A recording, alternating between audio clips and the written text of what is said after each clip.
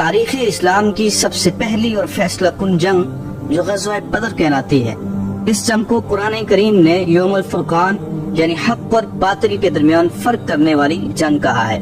یہ جنگ 2 ہجری 17 رمضان المبارک کو بدر کے مقام پہ لڑی گئی اور مقام بدر مدینہ سے تقریباً 80 میل کے فاصلے پر واقع ایک جگہ کا نام ہے۔ ناظرین، قریش مکہ نے اسلامی ریاست کو ختم کرنے کا فیصلہ کر کے جنگ کی بھرپور تیاریاں شروع کر دی۔ افرادی قوت کو مضبوط بنانے کے لیے انہوں نے مکہ مکرمہ کے گرد و نواح کے قبائل سے معاہدات کیے اور معاشی وسائل کو مضبوط تر کرنے کے لیے یہ فیصلہ کیا گیا کہ اس مرتبہ جو تجارتی قافلہ شام بھیجا جائے گا اس کا تمام تر منافع مسلمانوں کے خلاف وقف ہوگا۔ چنانچہ ابو سفیان کو اس قافلے کا قائد مقرر کیا گیا اور مکہ مکرمہ کی عورتوں نے اپنے زیور تک کاروبار میں لگائے۔ اسلامی ریاست کے خاتمے کے اس منصوبے نے مکہ مکرمہ اور مدینہ منورہ کے درمیان میں کشیدگی میں بہت اضافہ کر دیا۔ ناظرین، رسول کریم صلی اللہ علیہ وسلم کو خبر ملی ابو سفیان قریش کا تجارتی قافلہ جو تقریباً 40 افراد پر مشتمل تھا اور جس کے پاس 50,000 اشرفیاں اور دیگر ساز و سامان کے ساتھ وہ شام سے مکہ کی طرف روانہ ہوا۔ آپ نے مسلمانوں کو اس قافلے کی اطلاع دی کہ قریش کے قافلے کی طرف عروج کیا جائے۔ ناظرین، یہاں یہ بات نوٹ کرنے کی ہے کہ مسلمان اس قافلے کو روکنا کیوں چاہتے تھے۔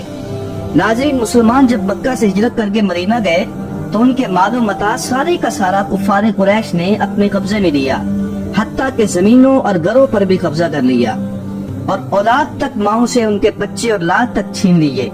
کفار قریش نے مسلمانوں کو مکہ کی زندگی بھی بہت ستایا اور جتنا ظلم و ستم کر سکتے تھے کیا، حتیٰ کہ رسول خدا صلی اللہ علیہ وسلم کو قتل کرنے کا قصد بھی کیا، لیکن اللہ تعالیٰ نے ان کو کفار کے شر سے محفوظ رکھا۔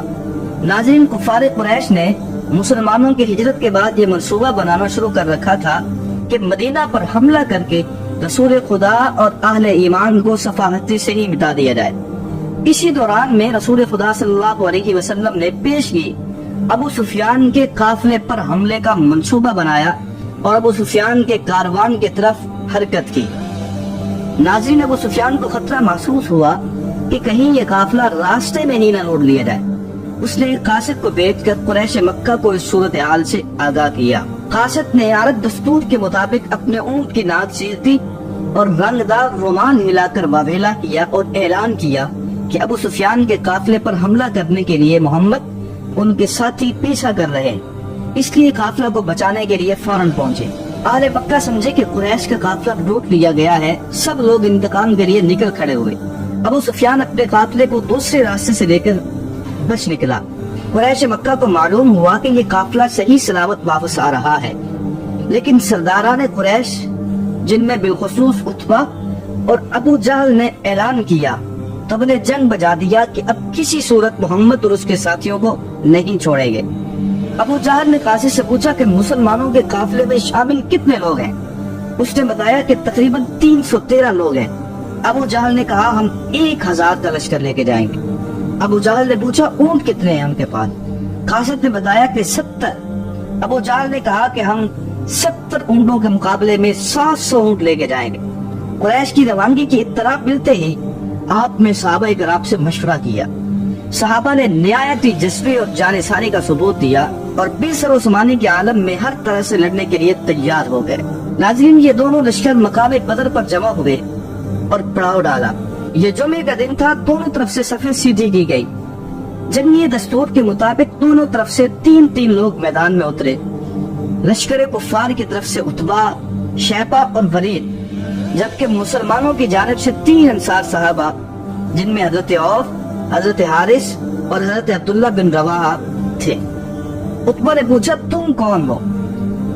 جواب دیا کہ ہم انصار ہیں۔ عتبہ نے کہا کہ ہمیں تم سے لڑائی کی کوئی غرض نہیں، ہم تو اپنوں سے لڑنے آئے۔ چنانچہ رسول اللہ صلی اللہ علیہ وسلم نے انہیں واپس بلا لیا اور ان کے متبادل حضرت حمزہ، حضرت حارث اور حضرت علی رضی اللہ تعالیٰ عنہ کو کفار کے مقابلے کے لیے نکلنے کا اشارہ فرمایا۔ عتبہ نے پھر پوچھا کہ تم کون ہو؟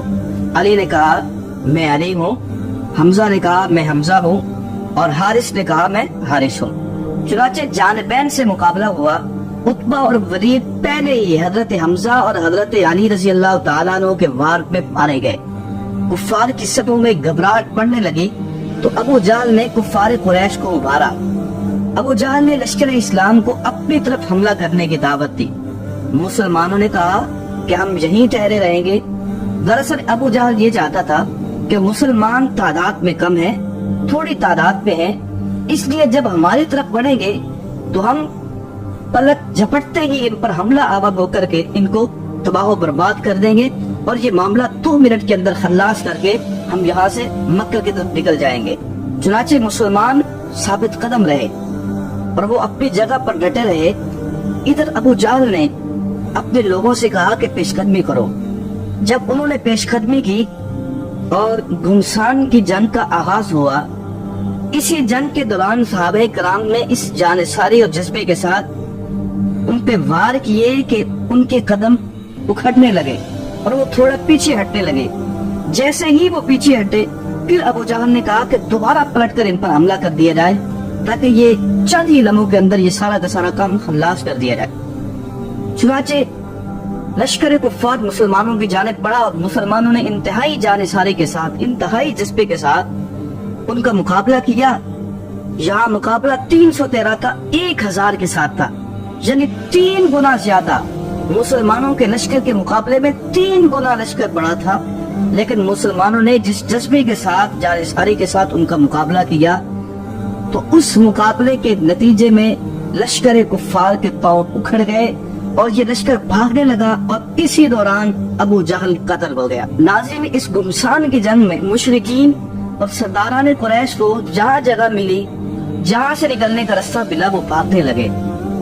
اہل مکہ کسی خبر کے منتظر تھے، لیکن کچھ لوگ جو جنگ سے بھاگ کر پہلے مکہ میں پہنچے تھے، جیسے ہی وہ مکہ پہنچے انہوں نے شکست کی خبر سنائی، لیکن اہل مکہ ان کی خبر سن کے حیران تھے۔ ایسی خبر کو انہیں بالکل یقین نہیں تھا، کیونکہ 60 سال سے کفار قریش کوئی جنگ نہیں ہارے تھے، اور اس سے پہلے وہ ابرہا کے 60,000 لشکر کو شکست دے چکے تھے۔ ناظرین، اس جنگ میں 20 سرداران قریش سمیت 70 لوگ مارے گئے اور 70 لوگ کفار قریش کی طرف سے قیدی بنائے گئے۔